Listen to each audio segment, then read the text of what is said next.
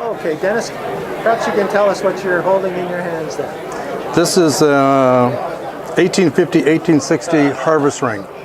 Back before the days of mechanization, when crops were harvested in the field, the workers would go out with scythes and cut down the crops and bundle the sheaves, the wheat, etc. They'd be a long way from the farmhouse, a long way from their barracks, whatever they were at, and they would take some refreshment with them. The harvest ring typically had a cork in it, and it would go on their arm, and as they needed refreshment, they would pull the cork and take a sip. Typically, it's supposed to be water, but I suspect hard cider and maybe hard liquor were put in occasionally for those hardcore workers. And this would date from when? 1850, 1860. And because it's clay or ceramic, it would keep the liquid cool too, I imagine. Exactly.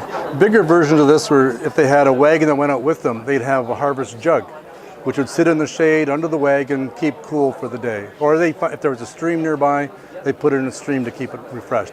So where would this piece have originated?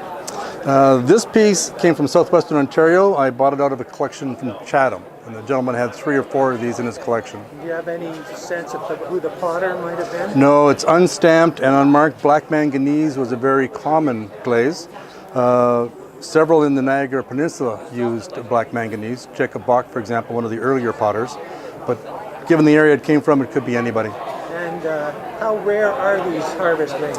These are fairly rare and very much sought after. They typically, because they were utilitarian pieces, got damaged or broken. The jugs under the wagons typically got forgotten and the horses rode over them. These, because of the nature of the working men that had them, got banged, dropped, broken, cracked. You can imagine the biceps in some of these guys. And can you give us some sense of the value of harvest rings?